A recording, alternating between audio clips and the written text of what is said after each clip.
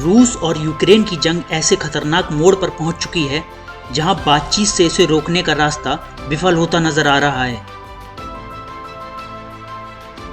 Ukraine के Kyiv और खरकीव में हालत जग जाहिर है।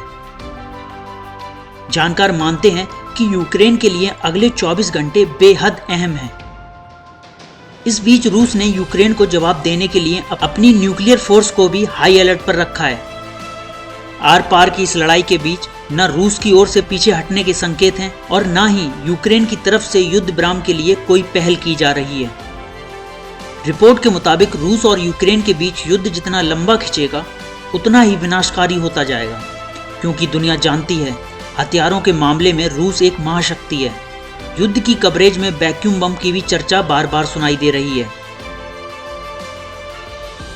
इस बात की आशंका भी बढ़ गई है कि रूस अपने सबसे बड़े वैक्यूम बम को यूक्रेन में इस्तेमाल कर रहा है। आज हम आपको बता रहे हैं कि रूस यूक्रेन के वो कौन से शक्तिशाली हथियार हैं जो उसके एक्शन प्लान में बहुत अहम हो सकते हैं। सबसे पहले चर्चा फादर ऑफ ऑल बॉम्ब की। रूस दुनिया का सबसे घातक परमाणु हथियार फादर ऑफ ऑल बॉम्ब का इस्तेमाल कर सकता है।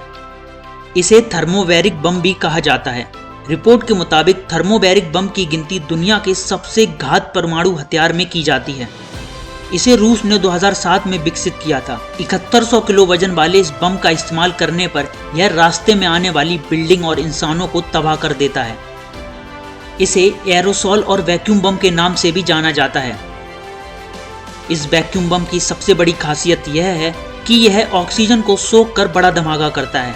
ऐसे धमाकों के कारण इसमें से अल्ट्रासोनिक शॉक वेव निकलती हैं, जो बहुत अधिक तबाही लाता है। रूस ने इस बम को इसलिए भी तैयार किया है ताकि दुनिया को बता सके कि वो किस हद तक पावरफुल है, और कभी भी कोई भी देश रूस पर हमला करने से पहले कई बार सोचे। युद्ध के मैदान से आ रही खबरों के मुताबिक बताया जा रहा है कि यूक्रेन इस युद्ध में इसलिए टिका हुआ है क्योंकि यूक्रेन के पास मौजूद है अमेरिका एयर डिफेंस सिस्टम, जिसे स्टिंगर मिसाइल के नाम से जाना जाता है। ये वही स्टिंगर मिसाइल है जिसने कई दशकों पहले अफगानिस्तान युद्ध में भी रूसी सेना को नाको चने चबा दिए थे, और उस युद्ध में रूस यानी सोवियत संघ की हार की बड़ी वजह बनी थी। यही वजह है कि अमेरिका समेत उसके कई सहयोगी देशों ने यूक्रेन की मदद के लिए स्टिंगर मिसाइल की सप्लाई बढ़ा दी है। यूक्रेन को अमेरिका हर संभव सहायता पहुंचा रहा है। ऐसे में लगता है कि अगर रूस फादर ऑफ ऑल बॉम्ब का उपयोग करता है तो यूक्रेन भी अमेरिकी मदद के बदौलत मदर ऑफ ऑल बॉम्ब का इस्तेमाल कर सकता है। अमेरिका का मदर ऑफ ऑल बॉम्ब यानी massive ordnance air blast bomb. इस बॉम्ब को आधिकारिक तौर पर GVU-43 कहा जाता है। अमेरिका के मदर ऑफ ऑल बॉम्ब का वजन लगभग 10,000 किलोग्राम है। लगभग 30 फीट लंबाई वाला ये अमेरिकी बॉम्ब 11 टन TNT की ताकत से धमाका करता है। 150 से 300 मीटर के दायरे में आने वाली चीज का अस्तित्व मिटा देता है। अमेरिका ने 2017 में इस बॉम्ब का इस्तेमाल अफगानिस्तान में ISIS के ठिकानों पर किया था। खतरनाक बमों की लिस्ट में अमेरिका का बंकर बस्टर कहे जाने वाला MOP यानी मैसिव ऑर्डिनेंस पेनिट्रेटर का नाम भी है। MOP का आधिकारिक नाम GVU-57A है। इसकी लंबाई करीब 20 फुट और वजन 14,000 किलोग्राम है। इसे दुनिया का सबसे बड़ा गैर परमाणु बम कहा जाता है, जो 60 मीटर की गहराई तक धमाका कर सकता है।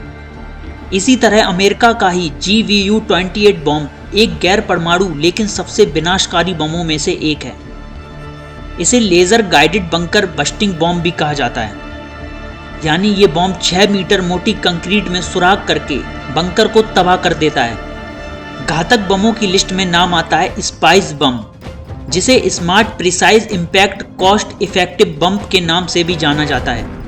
इस बम की खासियत 500 से 900 किलोग्राम वजन वाले इसके बम की ज्यादातर ताकत बिल्डिंग की छत में छेद करके अंदर घुसने के लिए होता है।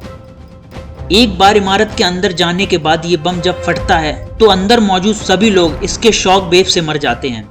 इसमें कोई दो राय नहीं है कि रूस को हथियार के मामले में महाशक्ति माना जाता है।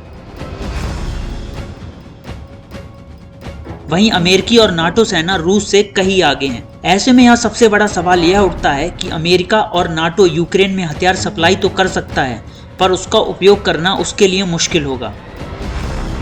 इस बीच विशेषज्ञ भी इस बात पर चिंता जता रहे हैं कि अब यदि यूक्रेन को नए हथियार और उपकरण मिलते हैं तो वह उसका इस्तेमाल किस तरह कर पाएगा।